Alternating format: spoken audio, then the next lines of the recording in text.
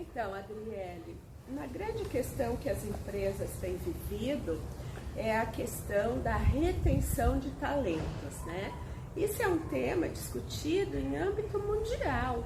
A própria Universidade de Harvard já escreveu diversos artigos, inclusive com uma manchete assim, o apagão de talentos, né?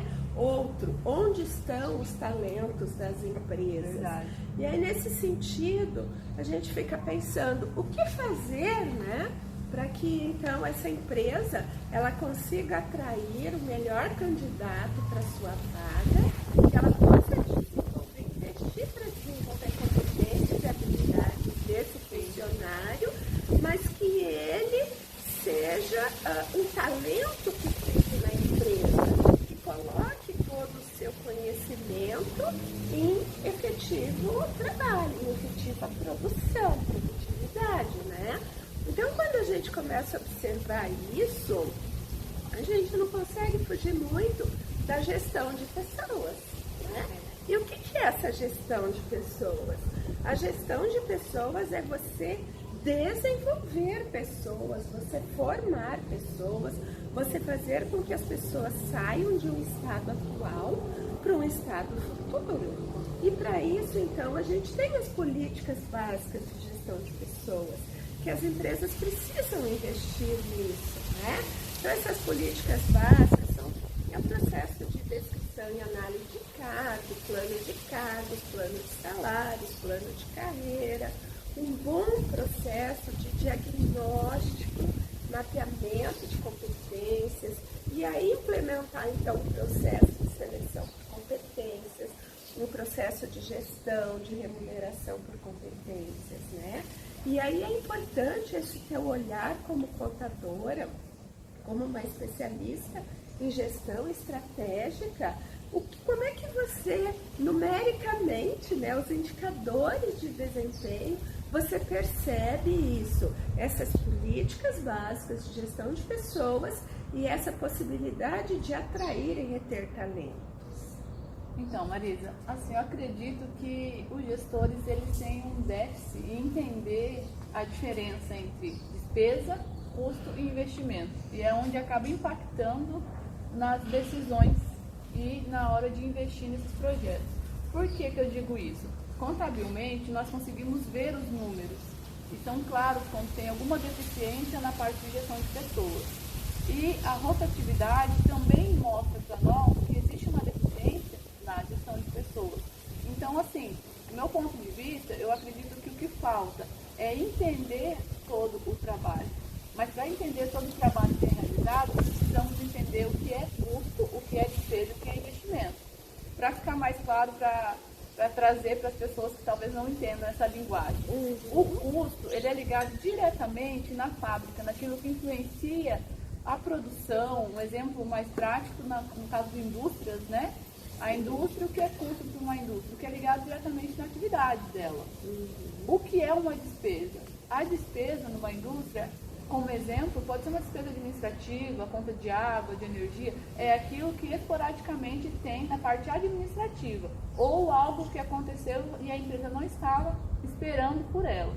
E o investimento é aquilo que nós esperamos um retorno futuro. Tudo aquilo que nós aplicamos recursos e esperamos um retorno futuro é um investimento. Então, aonde que entra a parte de gestão de pessoas nisso? Quando nós investimos num colaborador, nós vamos colher os frutos na qualidade do trabalho prestado. E muitas organizações não entendem isso. Hoje, atualmente, o custo efetivo de um colaborador, ele está girando em torno aproximadamente de 70%. Por que 70%? Porque um colaborador não se custa somente o salário que você paga no final do mês. Ele tem os encargos trabalhistas da parte da empresa, ele tem provisões de férias, provisões de 13º, tem encargos sobre 13º, tem encargos sobre férias. Então, todos esses encargos, a empresa ela é onerada por isso. Então, com a rotatividade, acaba se aumentando cada vez mais esse encargo. Então, assim, se as empresas entenderem e classificarem para poder chegar a esse objetivo final, que conseguindo gerir as pessoas, conseguindo qualificá-las, entender, despertar o seu potencial, o que há de melhor nelas, para elas se sentirem bem, se sentirem motivadas a desempenhar um bom trabalho, muitos desses custos poderão ser reduzidos, porque diminuindo a rotatividade, você diminui a questão de custos com rescisões, né? E acredito também que com menos rotatividade também tem a questão de investimentos em treinamentos, porque todo colaborador novo você tem que investir em treinamento de sistema, em capacitação, porque ele vem de outra empresa ou de outra, tem alguns vícios que devem ser adaptados à nova empresa que vai estar entrando. Então você também tem que gerir e acaba tendo uma despesa com isso. Ou um custo quando é funcionário do operacional, que você tem que, né, adaptar ele para aquela função. Então, quando você consegue administrar e entender o que é custo, o que é despesa e o que é investimento, você consegue perceber que investir em pessoas, em gestão de pessoas, você vai ter um retorno garantido para a sua organização. Excelente, né? E quando você fala em treinamento, eu acho muito interessante, só que quando eu tenho o seguinte pensamento com relação ao treinamento, né? De repente, se eu percebi que determinado setor da minha empresa, uma pessoa não está funcionando bem, e aí eu resolvo aplicar um treinamento para aquele setor.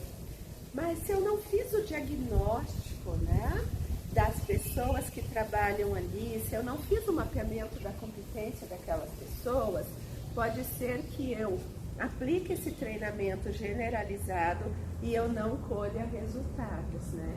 Por isso que o treinamento, ele é feito assim, como se você tem uma febre. Então, você toma um antitérmico e depois você tem que fazer o diagnóstico para saber o fundamento daquela febre, né?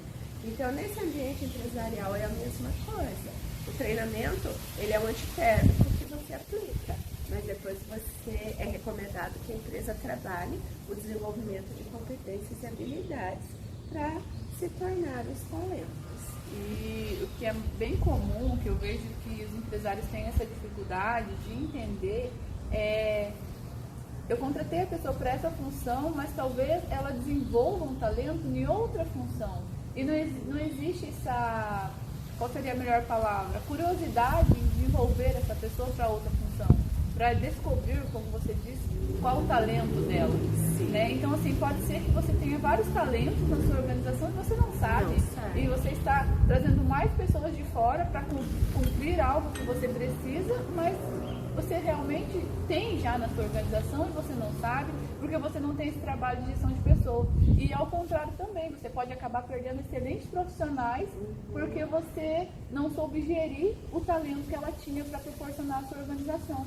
Então nós vemos isso como, infelizmente, um déficit muito grande nas organizações atualmente.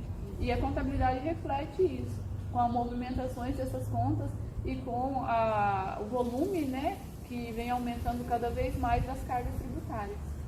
E também, quando a gente analisa os índices, né, de fechamento de cada ano, tem o estado de Mato Grosso, ele tem girado a média de rotatividade em 6%. Né? Uma média considerável. É uma média alta. O aceitável seria até 3%. Né? E aí, o mais interessante é que essa grande média de rotatividade, ela está naquele período de experiência, no contrato de experiência. Né? Então, esse contrato de experiência, ele é um momento realmente de ser acompanhado, não só lá no final dos 45 ou dos 90 dias, né? Ser analisado, né? Isso. O colaborador ser acompanhado de uma forma diferenciada. Exatamente, diariamente, né? E aí, então, para já analisar o engajamento dele ou não a essa organização. Correto. Atualmente, dentro das organizações que nós viemos acompanhando, sempre suprir a necessidade de um setor. Suprir a necessidade. Está faltando um profissional para tal vaga. Suprir essa necessidade. Não se procura entender e verificar se na organização existe uma pessoa com aquele talento em vez de buscar fora. E traz mas acaba inflando muitas vezes. Hoje, até questões de demissões em massa, né? Porque não consegue atender às expectativas, ou talvez, acredito que falta de gestão de pessoas gera esses conflitos. Porque você tem o talento na sua organização e você não usa. Você sempre quer trazer de fora, você quer olhar o do vizinho, né? A grama do vizinho sempre é mais verde. Então você quer olhar o do vizinho e trazer algo de fora. E isso acaba implicando e desmotivando quem está dentro da organização, quem tem o talento para oferecer. E isso é interessante, porque pode nos levantar duas situações, né? Primeiro, vamos supor que uma empresa ela investiu na formação daquele funcionário. Ela quis formar aquele funcionário, um talento para ela, né? Mas, mesmo assim, aquele funcionário recebeu uma proposta de outra empresa e foi para outra empresa, né? Então, isso também é um fator para a empresa analisar. Mesmo eu fazendo investimento para transformá-lo em um talento, que o levou a sair da minha empresa para outra. Entender as motivações, né, da sua equipe, né?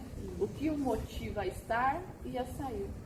Né? E nós vemos que existe essa ausência, essa deficiência também em muitas organizações. E muito interessante, né?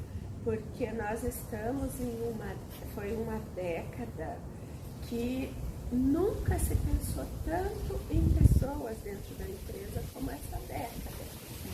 Né? É uma década de valorização do ser humano. E aí nós tínhamos em 2017 uma tendência de que 2020 o mercado de trabalho iria requerer 2/3 das competências comportamentais. E nós já estamos em 2020, né? Então isso já não é mais uma tendência, isso já é uma realidade. Né? Então, a competência técnica, eu sempre digo para as empresas, se você conseguir um candidato que tem 60% de competência técnica, mas ele está em um nível entre 85% e 90% de competência comportamental, principalmente a socioemocional, contrate e invista nessa pessoa. Né? Porque essa é que vai te trazer possíveis recursos. E acredito que aprender, todo mundo aprende, não há nada que você não consiga aprender. Cada um tem o seu nível e tempo de aprendizado. Só que a personalidade é algo mais difícil de se transformar. Você transforma, você constrói também. Mas, como você disse, competência técnica. Se a pessoa não sabe fazer a função, você vai conseguir fazer um treinamento e aperfeiçoar ela naquela função. Mas, se ela não sabe lidar com pessoas, isso é um pouco mais difícil de desenvolver. Por que eu digo isso? Hoje, o maior problema de colaboradores são os seus líderes, os seus subordinados. Por quê? A forma de absorção de algumas situações. Um exemplo prático. Quando acontece uma situação de conflito, qual a melhor forma de gerir uma situação de conflito? O líder direto queria gerir, né? Então pode ser que a melhor forma não seja tomada e gere demissão, gere despesa para a empresa, né? Então tudo isso influencia no trabalho de gestão de pessoas. Eu fiz alguns levantamentos e fiz 2 cálculos. O custo de um colaborador para a empresa de R$ 1.500 e o custo de um colaborador de R$ 5.000, que é o que os colaboradores, quando negociam, acreditam que é aquele valor que eles recebem é só isso para a empresa, né? Mas não é, tem, né, todos esses encargos que a empresa é responsável.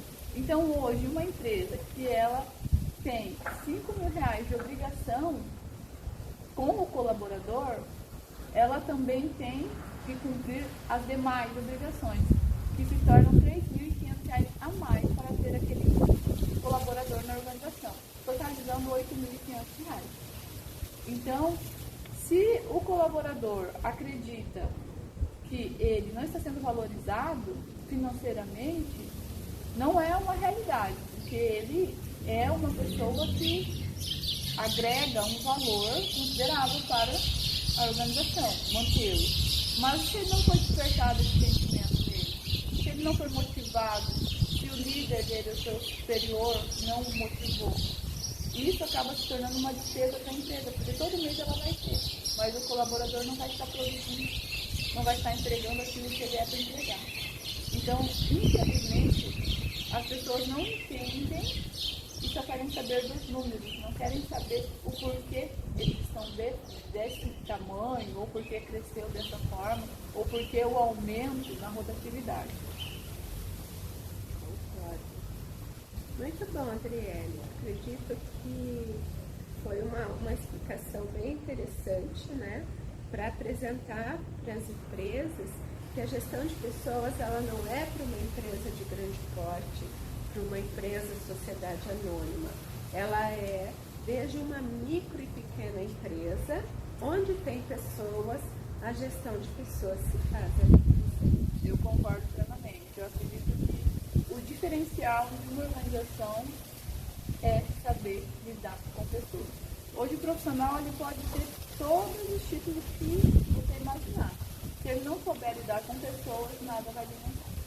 Porque o que vai agregar de diferente nos dias difíceis, nos dias de complicações, nos dias que tiverem muitos problemas para resolver, que isso acontece em toda a organização, vai ser a forma de lidar com a sua equipe, a forma de mantê-la motivada, a forma de lidar com as pessoas vai trazer a meta a ser atingida, o resultado ser alcançado. Então, eu acredito que não tem outra forma, né? Não tem outra forma. Ou você investe em gestão de pessoas para você colher o resultado no futuro, ou você, infelizmente, vai continuar tendo despesas sem entender por que essas despesas estão ocorrendo. E um detalhe importante, a gestão de pessoas não é um setor dentro da empresa que tem lá na porta a sua plaquinha. A gestão de pessoas ela ocorre em todos os ambientes da empresa. A partir do momento que você atravessou a porta de entrada na empresa, a gestão de pessoas está acontecendo. Excelente. Obrigada, Juliette. Obrigada, Marisa. Inscreva-se no nosso canal. Se você gostou, deixe o seu like e compartilha.